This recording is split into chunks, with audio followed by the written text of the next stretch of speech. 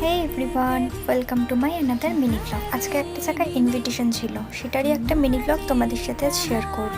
আমার দিদির মেয়ের অন্নপ্রাশন উপলক্ষে আমরা বেরিয়ে পড়েছিলাম আরামবাগের উদ্দেশ্যে। আমি তো একদম দূরের রাস্তা ট্রাভেল করতে পারি না, প্রায় আমাদের যেতে টাইম লেগেছিল 3.5 ঘন্টা মতো। একই প্রচুর গরম, তার মধ্যে এত দূর রাস্তা, সব মিলিয়ে গরমে নাজেহাল অবস্থা। যাই হোক, অবশেষে আমরা ব্যাংকয়েটে পৌঁছালাম। গিয়ে দেখি মোটামুটি আমাদের আত্মীয়রা সবাই চলে এসেছে, আমাদেরই যেতে একটু লেট হয়েছে। গিয়ে সব দিদি বোনদের সঙ্গে দেখা হয়ে গিয়েছে। এসে দেখি পুচকুর জন্য এখানে অনেক রকম খাবারের আইটেম সাজানো, যার জন্য এত আয়োজন সে তো খেয়ে উল্টে গেছে। মুখে 1 চামচ পায়েস দিতেই কান্না শুরু, কান্নার থামে না। তারপর আমি একটু বোলানোর জন্য কোলে নিয়েছিলাম। কি সুন্দর ক্যামেরার দিকে তাকিয়ে আছে দেখুন, খুবই কিউট পুচকু বাচ্চা।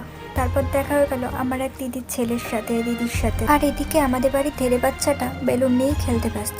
পুচকুটা এত কিউট যে ছেড়ে আসতে ইচ্ছাই করছে। এদিকে আবার এত দূরের রাস্তা, তার জন্য তাড়াতাড়ি বেরিয়েও পড়তে হয়েছে। আজকের মিনি ব্লগটা ভালো লাগলে একটা লাইক করে দেবেন।